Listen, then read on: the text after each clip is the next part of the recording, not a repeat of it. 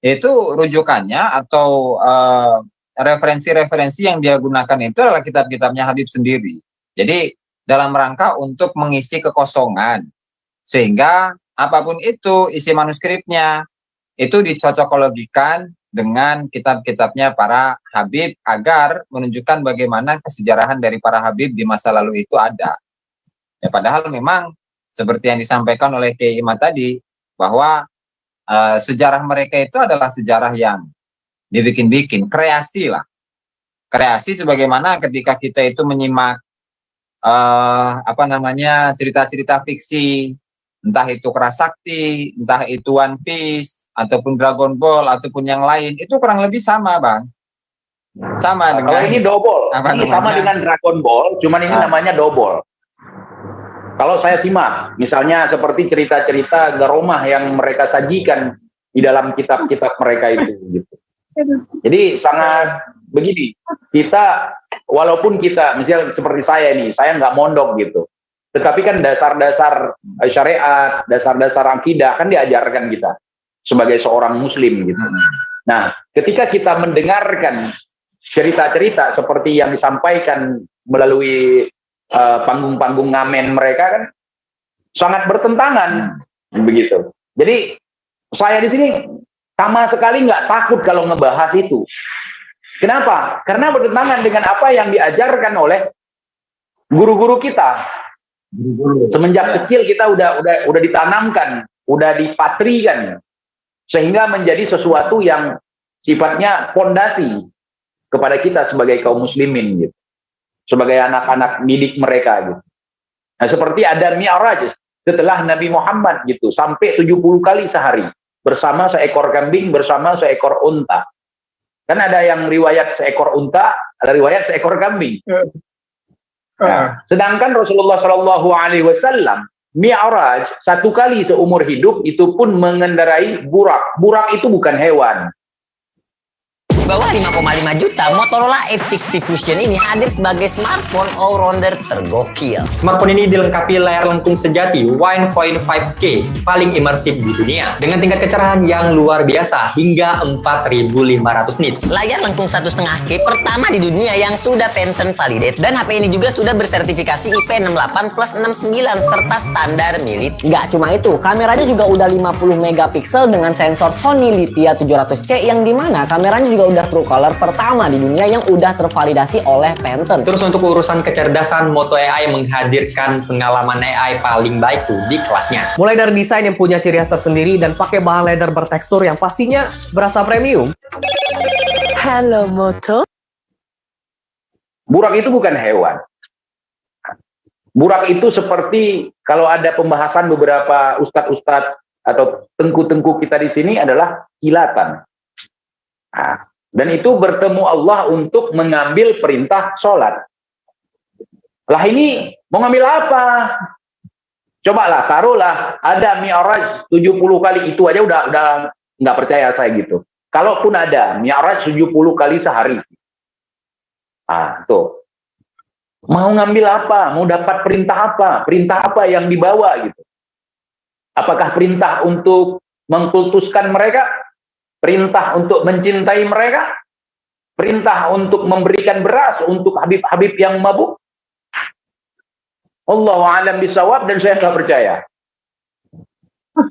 Nah, perintah deklarasi massa, Bang. Nah, mungkin seperti itu, mungkin.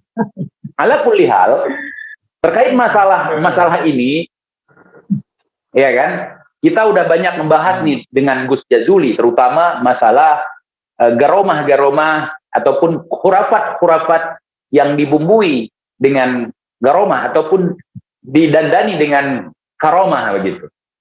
Jadi kita udah mencapai titik kelucuan yang bikin kita ngakak. Selama ini kan kita ngakak, Gus, ketika ngebahas itu. Iya. Bukannya takut kita kualat, malah ngakak. Saya tanya, apakah Gus Jazuli sekarang lagi terkena kualat, atau nanti kalau ada Kiai Mat naik lagi nanti kita tanya sama beliau. Apakah beliau merasakan kualat itu? Sama sekali tidak. Justru yang kita lihat sekarang yang kualat itu mereka gitu. Ya, Misalnya nih, mohon maaf, petani seperti saya berani meroasting mereka. Apalagi teman-teman saya tukang beca gitu. Teman-teman saya tukang cilok segala macam, udah berani ngebahas mereka. Gitu. Nah, itu pertanda apa? Jadi Pertanda masyarakat sudah mulai cerdas intinya. udah mulai menggunakan alat berpikirnya, yakni otak, Nah, untuk memberikan penilaian. Terutama ini bagi yang punya fondasi agama gitu. Nah, saya beberapa video mereka saya up di sosial media yang lain, sosial media saya gitu. Justru teman-teman saya dari Aceh yang non Ba'alawi, mereka komentar begini. Yang Ba'alawi ada yang unfollow ya, yang unfriend gitu di Facebook gitu. Sedangkan banyak dari ustadz-ustadz dari apa tidak memberikan tanggapan, cuman hanya ketawa saja gitu. Misalnya Habib Ali sebagai Menteri Keuangannya Allah. Nah, Allah itu bukan presiden, Bib. Ente harus betul-betul belajar tauhid supaya ente tahu ketika Allah ingin membuat sesuatu itu bukan karena izin daripada Habib. Allah itu maha bisa, mau berkuasa. Ya, seperti itu. Nggak harus minta izin dulu, Bib. Boleh saya bikin ini? Boleh saya ciptakan? Nggak nego, nggak nanya pendapat. Itulah yang namanya keesaan. Dia bisa berkehendak apa yang dia kehendaki. Jadi maka jadilah ia. Jangan kun fayakun, kun fayahun, kun fayakun. Paham kagak? Nah gitu. Jadi nggak perlu nanya ke Habib. Bib, saya turunkan tsunami di Aceh, boleh Habib? Lah, kata Habib. Sehingga nggak diturunkan itu. Nggak begitu konsepnya. Walaupun itu waliullah itu tetap mendoakan. Seperti kaum muslimin yang lain. Ya Rob, jauhkan bala dari tempat ini, jauhkan penyakit dari anak ini misalnya. Sifatnya doa. Kira-kira begitu nggak, Gus? betul, Bang, betul. Karena gini sih, Bang, apalagi ya khususnya masyarakat yang di Jawa ya. Saudara kita yang di Pulau Jawa itu. Bentar, saya Jadi- tanya dulu. Lanjut aja, Gus. Saya tanya ya Iman, Oh, iya. mana?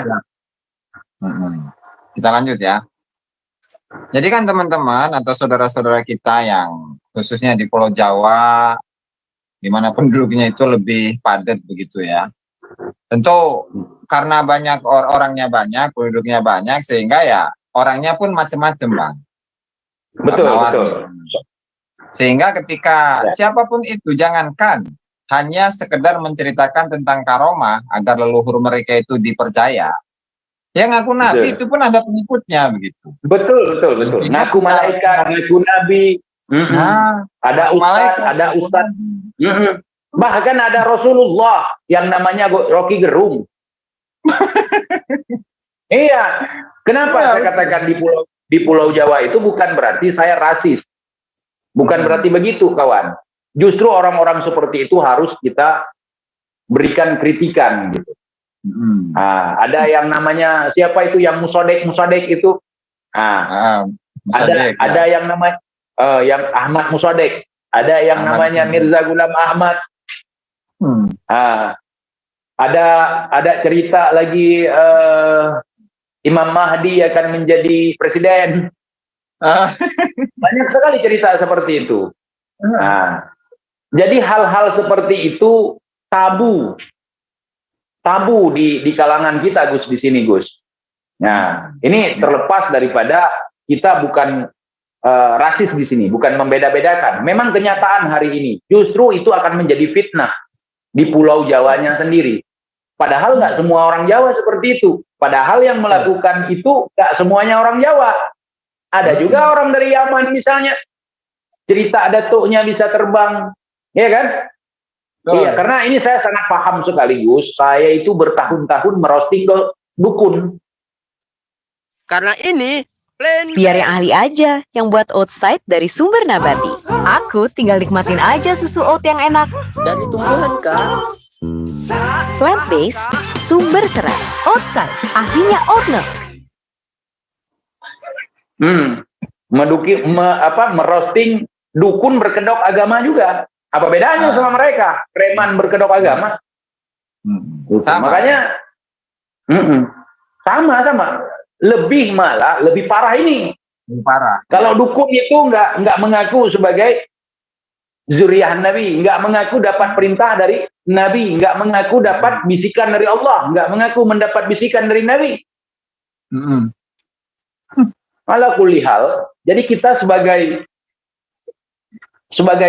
umat yang memiliki pondasi Islam, yang memiliki akal yang cerdas, mari kita berpikir, kita dengarkan pendapat. Kalau ada pendapat yang memang sangat tidak sesuai dengan ajaran kita, yakni ajaran Islam, ataupun maupun yang sifatnya adalah syariat, ataupun yang sifatnya yang lain gitu kan. Coba, nah, kita cari guru yang betul, bukan yang terkenal. Nah, kadang ada orang yang terkenal, memang betul ajaran dia. Ada juga yang nggak terkenal, betul ajaran dia. Ada juga yang terkenal, tapi dia ngomong nggak bener, alias kazab. Atau Gus, saya menarik, saya nonton live antum hari ini. Ada juga kena prank sama datuknya. Dia ditipu sama datuknya, kemudian kita diajak untuk jadi korban penipuan datuknya. Nah, itu. Mohon izin, itu Kiai lagi ganti perangkat dari HP mau ke laptop. Siap. Mau diganti perangkat gitu. Ya. Silahkan dilanjut Gus, dilanjut. Sebenarnya kalau kita berdua itu bebas ngakak. Kalau ada Imat, aneh segen. Aneh sampai lupa mukadimah tadi di awal. Gitu. Gini Bang, jadi apa tadi itu yang mengenai prank datuk itu, kan ada yang nanya itu, kan kalau di hadis, kan barang siapa yang menasabkan dirinya kepada yang selain bapaknya, maka dia akan mendapatkan laknat Allah, laknat malaikat, laknat manusia. Dalam hadis yang lain, surga itu diharamkan kepadanya. Dalam riwayat yang lain, maka dia akan menjadi orang yang kafir. Nah ini sambil ada kiamat ini. Ahlan. Insyaallah. Dilanjut, Yai. Enggak. Mungkin Yai, mengenai apa prank datuk lah istilahnya Bang TJ tadi barusan itu. Jadi apakah selama ini itu benar bahwa para habaib itu merupakan korban dari pranknya Ali bin Abu Bakar As-Sakron gitu ya? Kalaulah memang iya, betapa kasihannya begitu ya? Gimana pandangannya? Ya, silakan Yai. Saya juga udah pernah mengeluarkan statement tersebut. Nah, mereka itu sebenarnya meyakini sesuatu yang sebenarnya prank buat mereka gitu. Karena datuknya nggak bisa berbuat apa-apa, akhirnya ngebuat cerita-cerita yang sifatnya khurafat tadi. Boleh jadi kan seperti itu gitu. Ini asumsi saya gitu. Saya nggak ada rujukannya. Makanya saya tanya malam ini sama yang lebih paham gitu, sama Yai Imat gitu.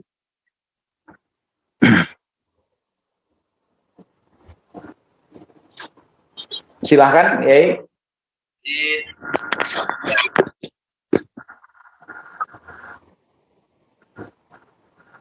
Halo Yai, suaranya kecil. Baik. Ini suaranya agak terkendala di sini. Enggak apa-apa, yang penting jelas. Tapi suara Yai jelas. Ya.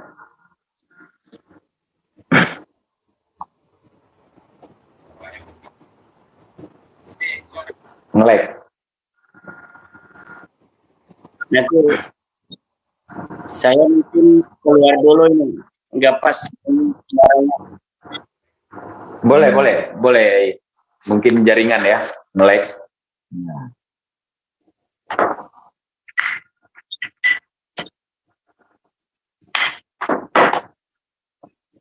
Ala kulli hal, mungkin Gus Aziz bisa menjelaskan bisa menjelaskan sedikit terkait prank datuk tadi? Bukan prank petuk ya, prank datuk. Dulu saya udah ngelawan prank petuk, sekarang ngelawan prank datuk. Hampir bersama memang. Jadi gini Bang, apa namanya, pemberlakuan hadis itu adalah bagi pelaku begitu kan, bagi pelaku. Artinya kalau memang pelakunya itu masih hidup, maka ancaman-ancaman yang ada dalam hadis tadi itu, ya berarti berlaku bagi dirinya. Ya. Nah kemudian bagaimana dengan anak keturunannya yang sudah terlanjur mempercayai nasab itu? Nah setelah itu dilanjutkan oleh Kiai Iman. Sampai mana tadi tuh? Prank datuk, Yai. Pranknya Ali bin Abu Bakar As-Sakron. Ya, saya kira begini ya. Jadi prank datuk atau yang lainnya itu mungkin tidak serta-merta demikian ya, Gus Ajis ya.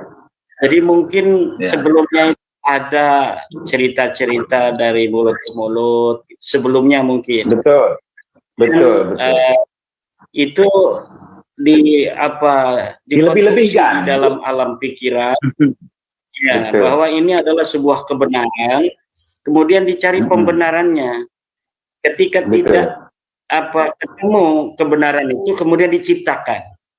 Nah mungkin jadi awalnya mungkin beliau pun dalam keraguan yang sangat kuat ya, tetapi kemudian itu dengan berjalannya waktu, keraguan-keraguan itu semakin menipis dengan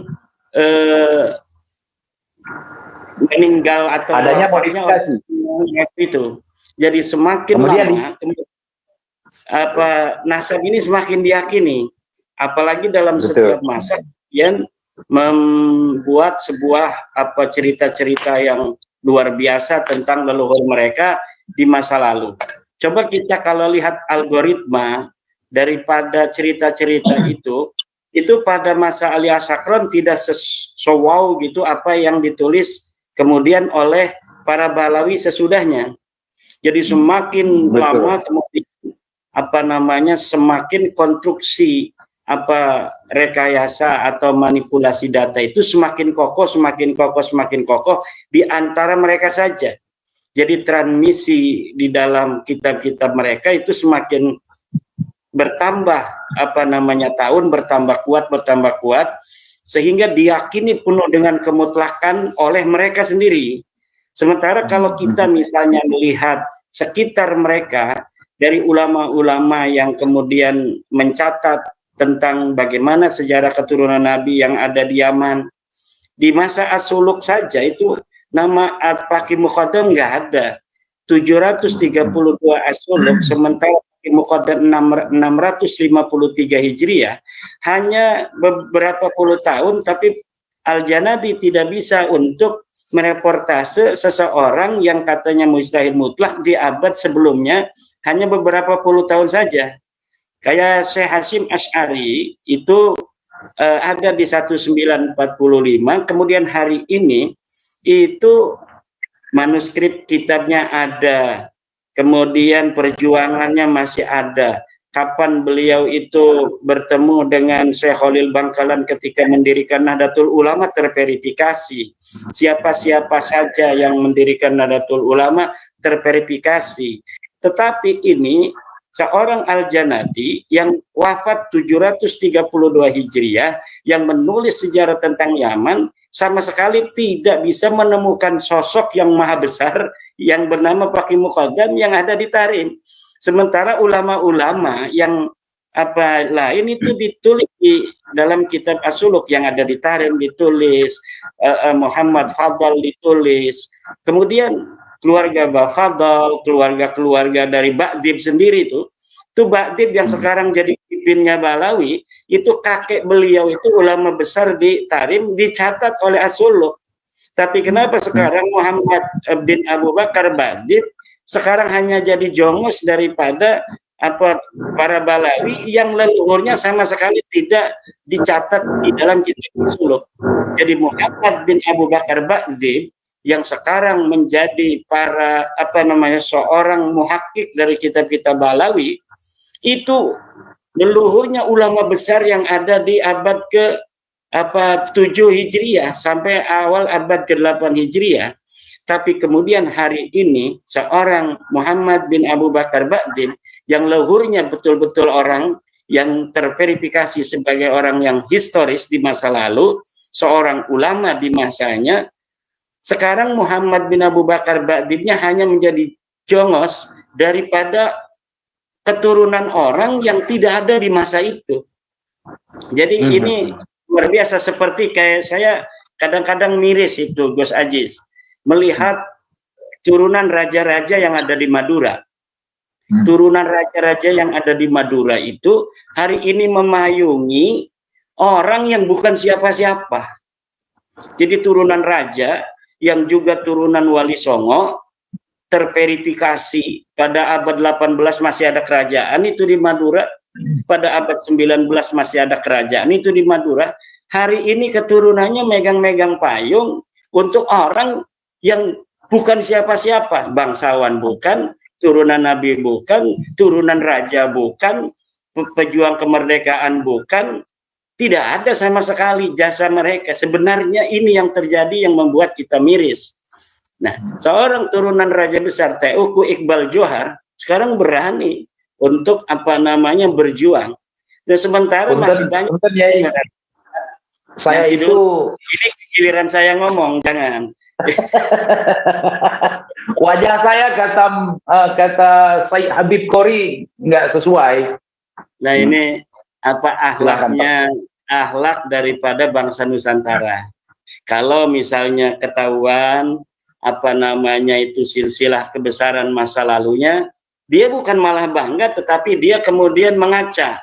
Lah, memang misalnya saya ada riwayat dari orang besar itu, tapi siapa saya hari ini? Itu yang terjadi dengan seluruh para keturunan Wali Songo. Tetapi saya kira keturunan Wali Songo dan keturunan para bangsawan-bangsawan Aceh, Samudra Pasai, Cempa, bangsawan dari Kalimantan, dari Sulawesi, raja-raja besar di Maluku, raja-raja besar di Papua, di Nusa Tenggara Barat, hari ini harus mulai melihat dirinya adalah sebagai sebuah warisan dari orang-orang besar masa lalu yang harus menjaga kebesaran itu. Minimal jangan rendahkan dirimu kepada bangsa yang bukan siapa-siapa. Bangsa yang bukan dalam agama mereka bukan siapa-siapa. Tidak terverifikasi mereka itu mempunyai karya besar dalam agama. Karya standar ada, tapi karya besar tidak ada. Kemudian itu dari mereka jasa-jasa besar, misalnya di Hadramaut tidak ada. Jasa besar di di Indonesia pada masa kemerdekaan teu aya.